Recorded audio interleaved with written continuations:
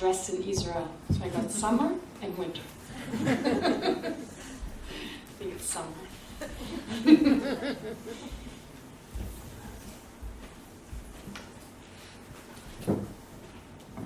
Okay.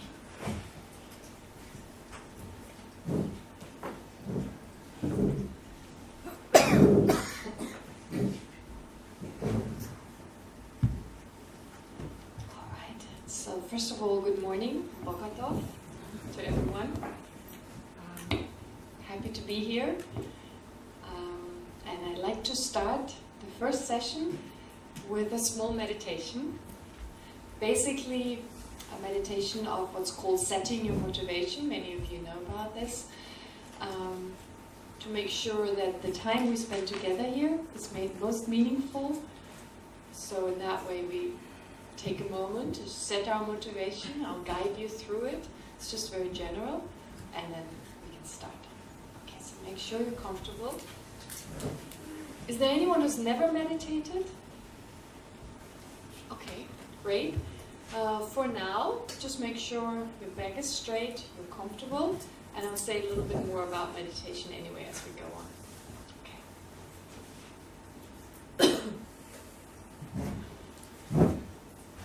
Just breathe calmly.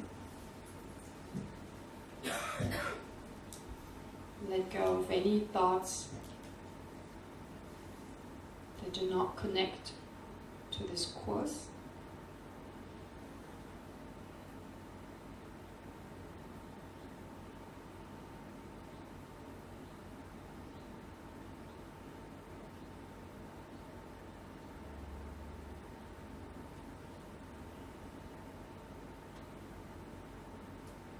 And now, let's think that may these 2 days at Monash help us to learn something new,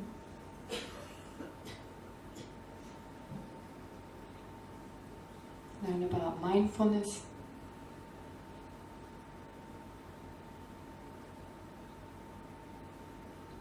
and thereby about our own mind,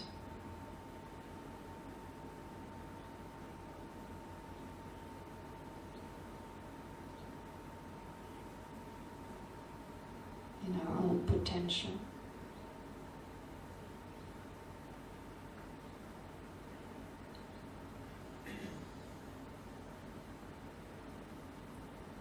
So that we find more inner peace and calm,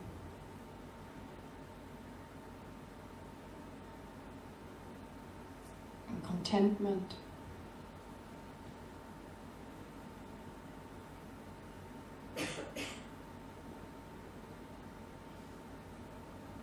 to be of the greatest benefit for ourselves as well as others.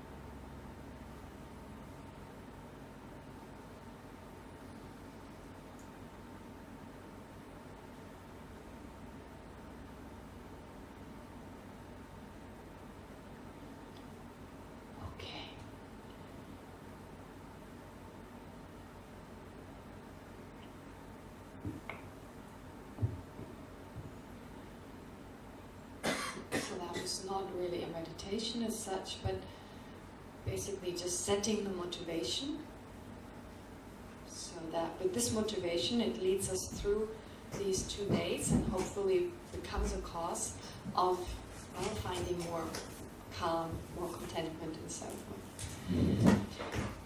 But before we start, I want to say just a few words about this book by His Holiness, which this course is based on, which book by the Dalai Lama, in English called Beyond Religion. Ah yes, there you go. Thank you. So this is the book that I based this on. Well, for several reasons.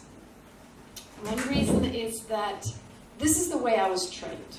So when you learn anything about the mind, about meditation, you always use some book because it provides you with a lot of information, and then you just the teacher then fills in the gaps, and it's much easier to understand what is in the book after someone, a live person, like someone actually talks to you, explains some of the difficulties possibly, and then it's easier to use this book, and it just takes longer to go through the book, so you have more from it. You get more from this. That's one reason.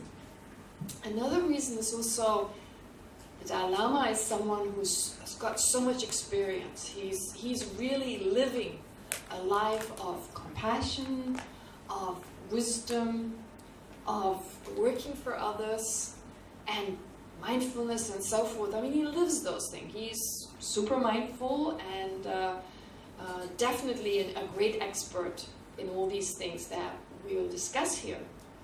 So whatever is theory for us is an experience for him, and he wrote it down. So his own experience, his own understanding and realization, he wrote it down. So for him, this is not theory, this is praxis. But for us, it gives us the opportunity to look at it and see, is there something I find beneficial? Is there something I can take on, integrate it into my own life? And as the Dalai Lama here says, don't change your religion. Not a good idea. Actually, keep doing what you've been doing so far, whatever spiritual system you follow, or even if you're a very dedicated atheist, just keep doing what you're doing, but see whether there are things in here you find helpful. Okay. But also what else is I think is important is that we don't have that much time with one another, but it provides a nice background. So what I like to go through, and you're aware of that, is I like to discuss and practice together with you mindfulness, in particular the 4 types of mindfulness. A very basic practice, it's easy to explain, difficult to do, so this you'll find out, but it's the foundation of so many other things in our life. So, of course, the foundation of Buddhist practice, but it's not like you do Buddhist practice, you don't do Buddhist practice, it doesn't matter, because it's beneficial in so many other areas in general. So this is just one of the basic practices in Buddhism that are beneficial to many people, and no matter where you're from, anyone can do it. It's a very beneficial technique. But here with the book, it provides you the background. So some of you may have already read the book. If you haven't, it doesn't matter. I'm not going to go through it, but I will again and again refer to it, sometimes maybe give you a quote. And it would be helpful if you find the time, if you have the interest, to maybe read it afterwards, just to put things into perspective. Because that's what the Dalai Lama provides here, he provides a perspective. Now, the first part is basically about what we should do with our life, what is really meaningful. And he's talking about love and compassion. So it's all about the importance of love and compassion. Okay? And that's maybe not the reason for why you do mindfulness practice, but if you find that is something you'd like to adopt, well, first we have to sort our own mind. We have to sort what's going on in our body, in our mind. What about our feelings, our thoughts, emotions? What are the places that scare us and so forth? So in everyday life, mindfulness is so important. No matter what happens, it provides you with a technique that enables you to deal with just the everyday kind of difficulties, and maybe even deeper traumas that you carry from your childhood, stress, anything, like just the life in the 21st century. Mindfulness is a very powerful technique that if you can apply it in those situations, you'll sail through these difficulties much smoother. So that's so important, just to be able to deal with everyday life. But if you choose to, you could take it further. To learn, first of all, to love and accept yourself. And then, of course, you can give the same to others. Affection, love. And of course, we already do that for our family, I guess. In most cases, we do that. But maybe extend it even further.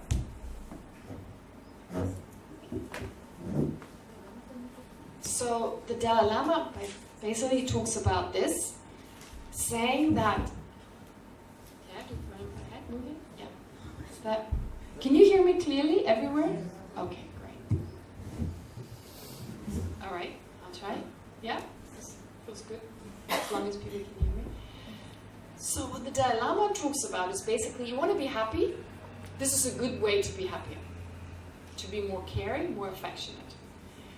And so he gives beautiful reasons, basically saying, well, if you're a health fanatic, you eat only organic food, you know, which is a good thing. I mean, now we have this knowledge about what is good for our body, and might as well avoid some of the poisonous types of food or foods that actually harm us, and ingest things that help us.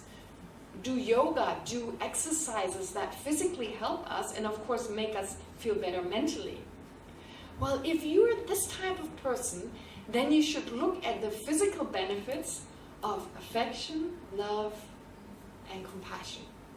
I mean, there's so much research now on the basis of that. So it starts with us. If it's beneficial for us, we should do it, right? I mean, we are all responsible for our own body and mind. And definitely, our body is the vessel. So anything that helps our body to be calm, that helps our body to be working well, free from disease as much as possible, well, we should totally go for it. So there's been a lot of scientific research on the physical benefits of compassion and love. Apparently, there's something called telomeres. Some of you may have heard of it. It has something to do with the genes and with the DNA and with the an aging process. And it helps you to be compassionate and kind, helps you to age better. And it's good for your telomeres, whatever they are.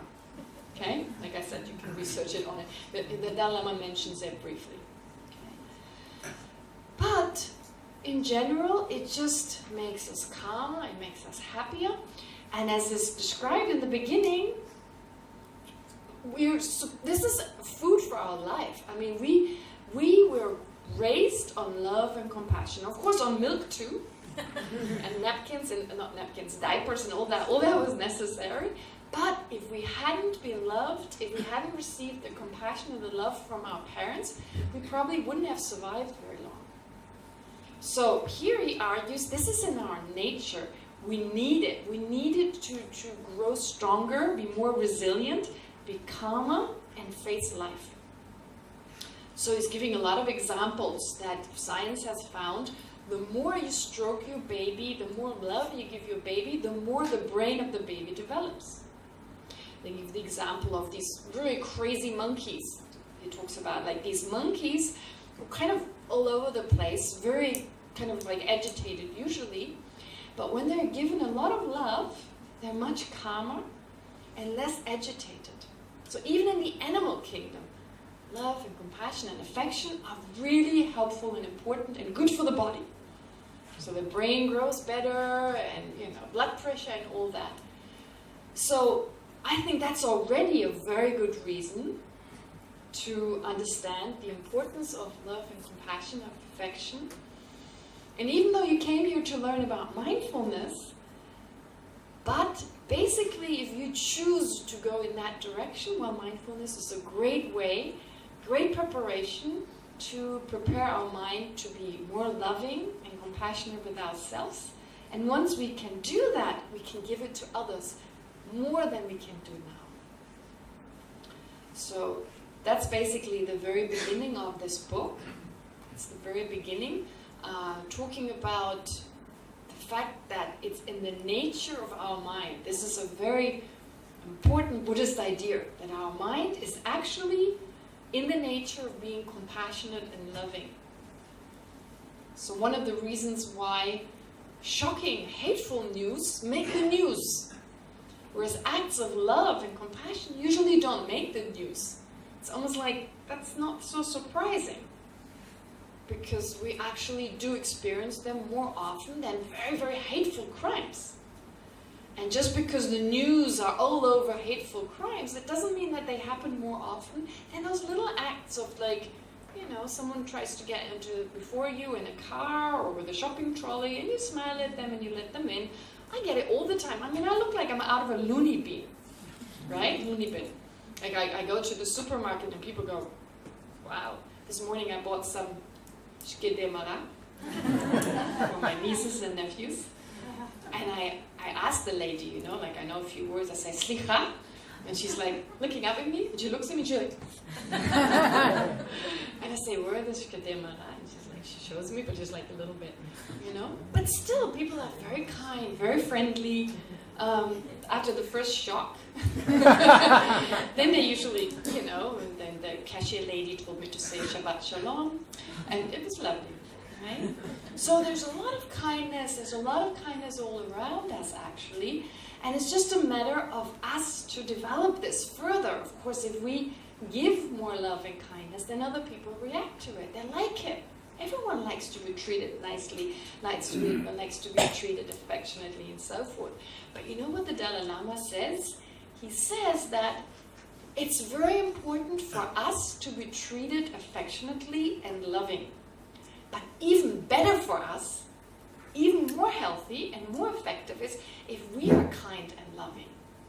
So it's important for us to receive this love, but it's important and it's beneficial, but even more beneficial is to be kinder and to be more loving ourselves. That sentence really struck me. This is also by a lot of people underline. You can always tell how many people underline something. It's like, I don't know, 100 and something people underline that particular. Because it's, wow, I want to be healthy, I want to be happy. That's the way to go about it. And of course, he initially talks a lot about the fact that we live in a material world and materialism is part of our life. And it's okay. We need a certain material comfort. And no one is saying give everything away and live like a beggar, or, you know. No, we should accept, we should enjoy the things we have, but see the limitations and and understand that they can only give us limited happiness. And so everything he talks about here is about being happier, about being calmer and more happy. Now, last year, someone made a very eye-opening statement. It really struck me. I never heard this before. It was in this place, around the same time, basically. Someone said, well, in Israel, some people feel like they don't deserve to be happy. They feel guilty about being happy.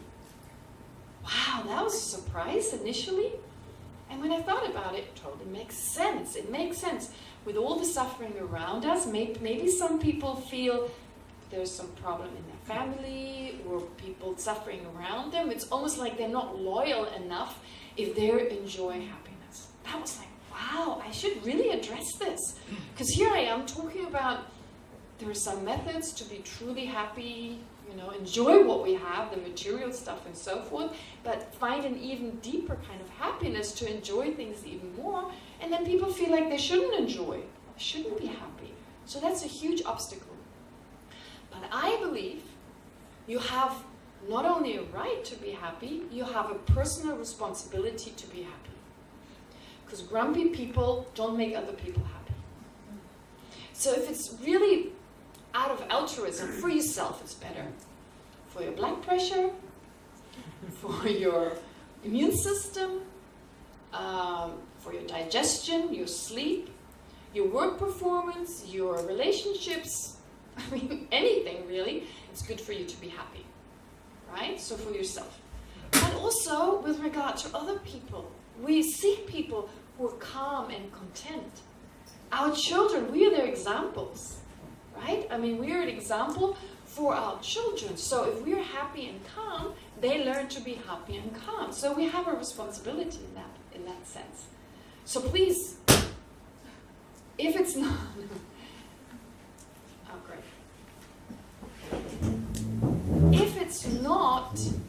it's not for you personal, if you don't feel like you personally want to be healthy and strong, etc., well, do it for others.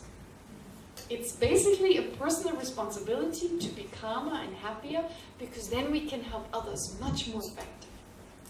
So we're not just talking, we want them to be happy. Well, we found the techniques to do so, and we can share them with others and say, well, you know, maybe try doing yoga, or eat this food, or do mindfulness, right? And from our own experience.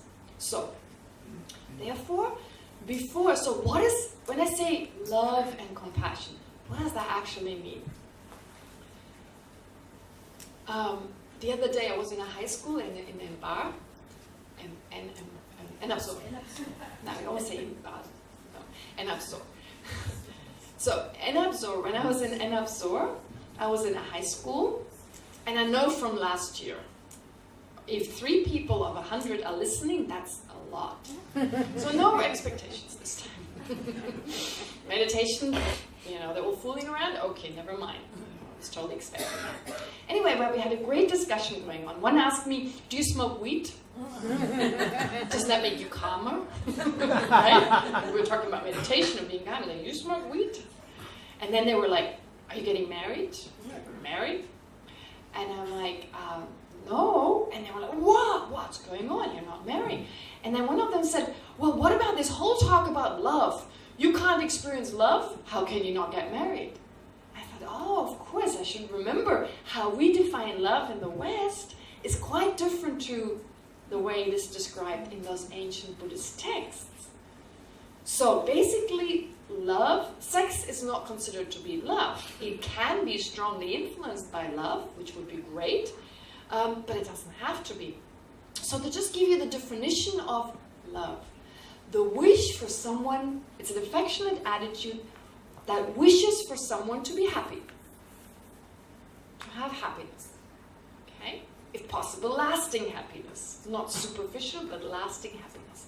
So it's a sense of closeness, affection in the sense of a sense of closeness, feeling close to a particular person, and wishing them to be happy. That's compassion. Now, in our relationship, with regard to our romantic relationships, is love involved? Certainly. At times we sincerely feel we want the other person to be happy, and we make an effort to bring this about. Cook their favorite food, or, you know, go out of our way to help them. Okay. With regard to compassion, compassion is described as a mind, an affectionate attitude, again, similar word, an affectionate attitude that wants someone to be free from suffering, from problems, from suffering, just in general. And of course, if you want one, you want the other. It's just a matter of the type of mind, the type of awareness.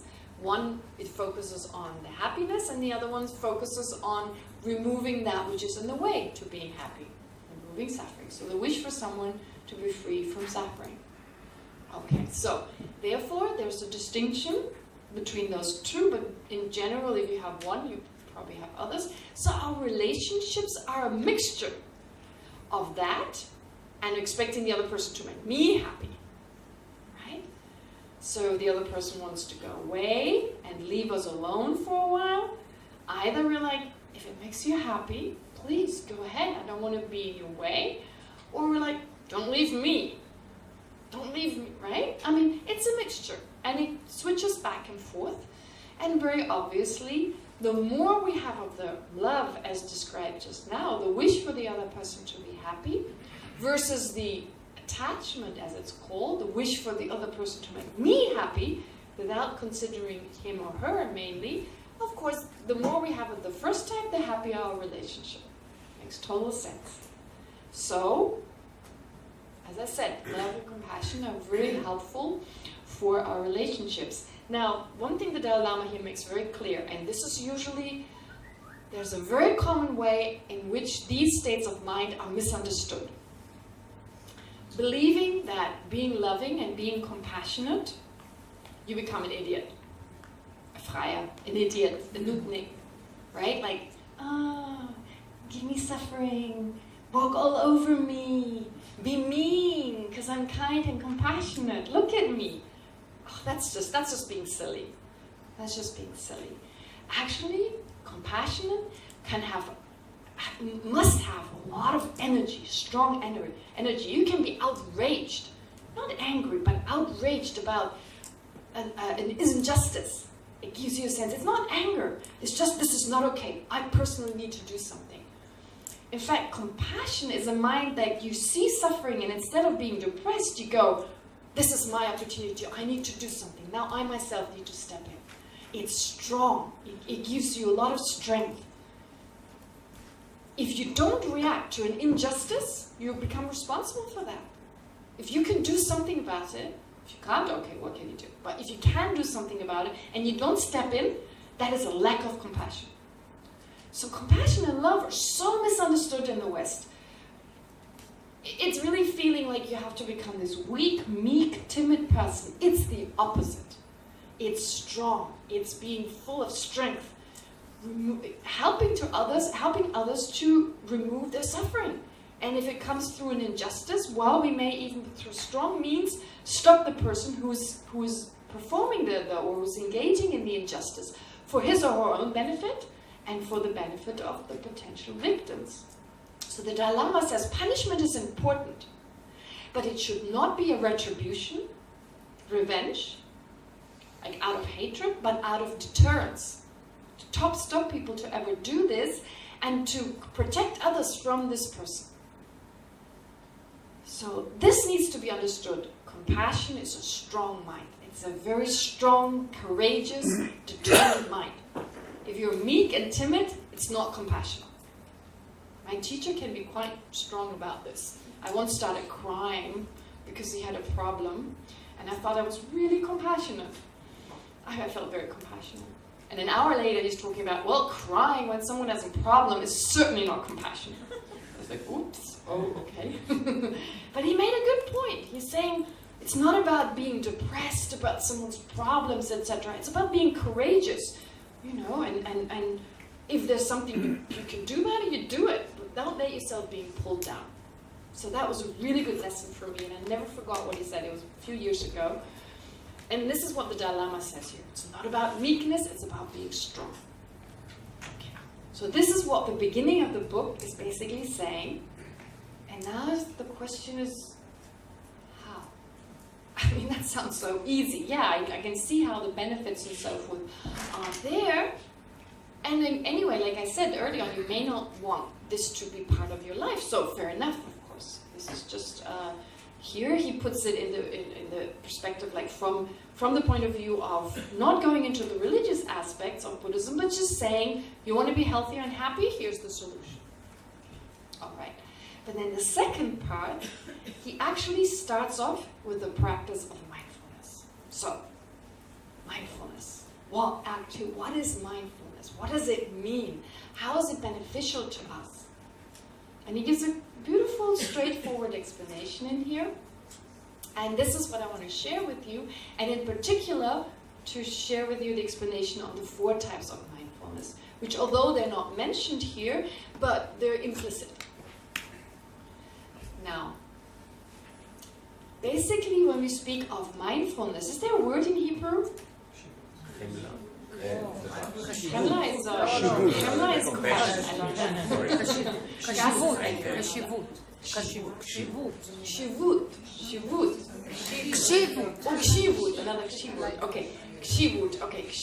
Okay, great.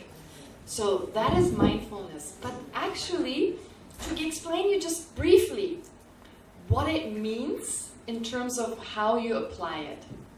So, actually, when we talk about the word mindfulness is made. There are actually three mental factors, if you like, or 3 mental activities at work when you practice mindfulness.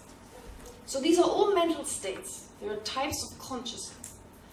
Now, some of you may wonder, what is consciousness? What is mind? You know the word, but many of us are not used to looking at consciousness. We're not used to identifying our own consciousness. We're very used to identifying the object of consciousness, but not the actual mind, the experiencer. So the thing that experiences everything from morning to evening. The moment you wake up in the morning, you see shapes and colors, you see objects around you, you hear things. Those are all objects. They are objects of what we call consciousness, awareness. So a mind is actually an agent with an object. An agent, something that does something, that always has an object, and now it does things with it. But the most basic thing it does is it perceives the object. It is conscious of the object. It is aware of the object. The object appears to that experiencer, either because it's right in front of you, it appears to you. It's not like you put your eye in the cup in front of you. It's not like your eye kind of, no, it's reflected. It's reflected and you perceive the cup. And you perceive sounds. And you perceive lots of things. So usually we're aware of the objects, but not of the agent that perceives those. So that is the mind. So in the case of the mind I just described, that would be a sense consciousness. And there's the mental consciousness, the constant narrator, right? All your thoughts. Have you ever noticed from morning to evening, someone is talking? Someone is telling a story. Oh, I should do this now, I should do that, I should get out the garbage, and then what time is it? I have to leave now. Should I leave now? There's a traffic jam, so maybe I shouldn't leave. You know, like this constant narrator. Thoughts, those are thoughts. Those are consciousness, different types of consciousness, which come one after the other, taking to mind a different object. The object is always changing, and the mind sometimes classifies the object, judges the object, notices the object, what else? Thinks about it, analyzes it, doubts it, misperceives it. So there's this agent, and that is consciousness. And this consciousness is truly amazing. It's this one faculty. Our body is pretty amazing too. It can do a lot of things. It can jump really high and run for crazy miles, miles on end, if you train it properly. But our mind is even greater. If you learn how to utilize it and train it, if you make it more flexible, etc., it can do the most amazing things. In fact, it can provide you with so much happiness and contentment that no one else can provide you with. Actually, this is pretty obvious. Our everyday experiences, we look at the objects and think the objects give us happiness. People give us happiness. Possessions or situations give us happiness. But if we look a little bit closer, it's actually our mind that interprets an object, a situation, to be a positive, a happy object or not. Unless the mind would do this, everyone would experience hummus as me, as an object of real happiness, right? Okay, or some Israeli foods. I don't like shukshuk. I prefer chatzilim. So anyway, never mind. So trina and all these foods, it seems like there's something, but actually it is our mind that perceives those in a certain way, and therefore dependent on this perception, then we regard this object as desirable or not. So really happiness comes from that interpreter. And one day we like it and the next day we don't. If it truly was the object, we would always perceive it the same way. If it hasn't changed into sweet trina or something, if it's still real trina, everyone should perceive it the same way. And we should all have the same experience as long as we ate that food, and it's always different. So that is a very potent reasoning for the fact that all our happiness really comes from our mind. It doesn't feel that way. Everything comes from that agent. Okay? And like I'm saying, this agent can do amazing things. Amazing things. I mean, if you have children, you have one child, you can love this one child in the same way you love that child if you have 9 other kids. amazing. Your love doesn't spread thin. No, it's as strong with every child. It can grow so much stronger. You can love 10 children, and then if you're a grandmother or grandfather, you multiply it by 3 or 4, 40, 50. You love them. Maybe you have small preferences, that one likes Safta or Saba a little bit more, so of course. But in general, we have this love towards, so it's this incredible ability to be loving and affectionate. Incredible discernment, ability to know things. Because of course, love and compassion themselves are not enough. We need to have the ability to discern. We need to have the ability to understand things. Just love and compassion, not enough. So we have that ability.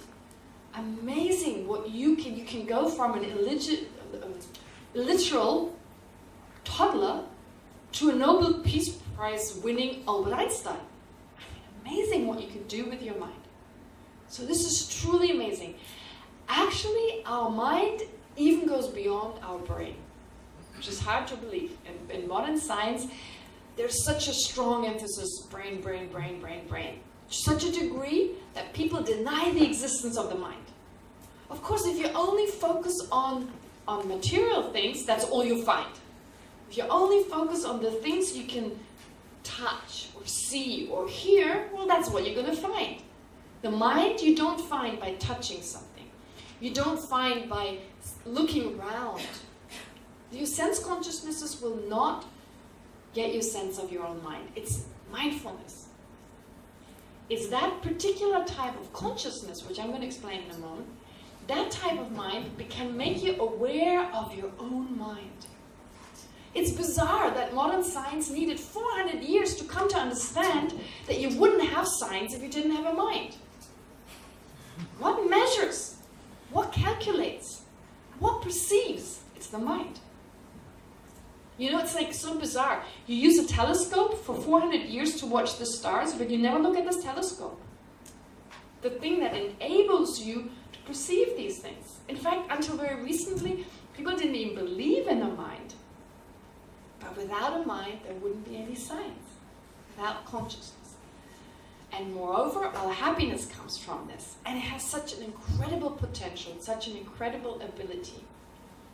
And it has the ability, when I said it can't even go beyond the brain, I want to go, sorry for those who heard me say this, who've been here through the 3 courses, or the 2 I did before in the public talk, they always heard me give this example, so please, you're going to get bored. But the example of these nuns in the US, these Christian nuns, you can Google it, it's everywhere. These Christian nuns who live a very compassionate and social life. It's got nothing to do just because they're Christian, it's just they happen to be as part of this particular group. A lot of compassion, a lot of social activity. And these nuns just happen to live until a very high age. And neuroscientists developed an interest in that, and they wanted to know what made them be so crystal clear, have such good memory, etc., and live until a very high age. So they asked them to donate their brains, and they agreed. They said when they die, they agreed to have their brains taken apart by neuroscientists, etc. So when the first nun, one nun, I think the case study here is of a nun who lived until the age of 101, who was as fit as a fiddle, as crispy clear as you can get, like totally sharp, very good memory. When they took her brain, they couldn't believe it. Her brain was totally destroyed by Alzheimer. She had the symptoms of an Alzheimer patient, and it was like, this person did not have Alzheimer. She did not forget things. She was very clear.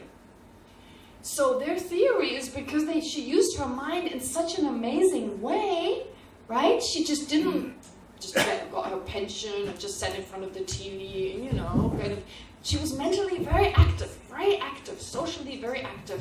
She taught students of lesser advantaged of groups that have social problems, and she was just a very compassionate person. And there you go, mind over body. So that's not enough reason, and there are lots of reasons, there are lots of case studies. I don't need to go into those here. Maybe I'll mention some more as we go along. But you see, Mind is so powerful. You can have full-blown Alzheimer, but if you keep your mind active, through love and compassion and discernment, wisdom, you can actually have Alzheimer without ever knowing it. Okay? So read these case studies, because she was not the only one. There were others who had dementia and their brains were destroyed. No symptoms whatsoever. So just that, if you want to live to a old age, and be healthy and strong, another good reason to be loving, compassionate, and so forth. But again, as I said, mindfulness is a technique to bring this about. So, going back to mindfulness. Actually, it is the ability of the mind. Mindfulness really means remembrance, recollection. Now, when you hear this word mindfulness, what it means, like in English, it sounds like a full mind, being fully attentive. But that is actually not understanding that mindfulness consists of three types of mental activity. And I need to explain them one by one. The first one, I would say, is, and here I have a problem with the translation. In Tibetan, it's payu. Okay? In Tibetan, it's payu. I forget the Sanskrit. I have to open my iPad to see it, but right now I'm in a flow, so I'm not going to open it. So there's a Sanskrit word, of course, it was taken from Sanskrit and translated into Tibetan. Anyway, the word payu basically means a type of careful attentiveness. It has the connotation of being heedful, as in careful, being alert, being vivid, being attentive. And maybe there's an example that works best. So the example, I'm not giving you the cruel version. The cruel version is pretty cruel. I give you a more moderate kind of explanation. Think you're having a competition. You're having a competition with a few people, and the competition is you put a bowl of oil on the top of your head. It's filled to the brim, okay? And now, if you can walk with this oil to the other side of the room and you don't spill anything, and you get, I don't know, 10 kilos of hobos. Whatever, a million shekel or whatever. Okay, now you really want this. You want this a lot. So, therefore, think of your state of mind. You're going to be so careful. Your mental capacity, like your consciousness that controls the body, it's going to be very careful, very attentive, very alert. Right? That's the type of mental state. And we all have this type of mental state in general, just that kind of natural version when we're very attentive, very focused. We don't go here, we don't go there, we just... And there's also, and this is important, it's a positive state of mind, where in that moment there's no craving, there's no hatred, there's no misperception of what's going on around you. You're just very alert, very attentive, curious, if you like, a curiosity, a sense of acceptance and curiosity. That is this type of mind. So you can see, I don't know if to find one word, I mean, the Tibetan word payu, pa doesn't mean anything, and yu just means to have. Like payu, what does that mean? Anyway, never mind. So the word, it's just a word that doesn't have any meaning, but you understand none of the syllables has a certain meaning really, except, well, the second one, but the first one doesn't really mean much. So the point is you just need to understand the meaning of it, right? Don't get caught up in the words. Oh, now I can say it maybe. This example that I love now. We came up on the last drive back with Shoshko and Viola, we came up with this. Because in the last course, when we use words, like technical words, people get very caught up in the words and try to find the meaning within the words, right? And that doesn't always work. It doesn't always work because it's just a name after all.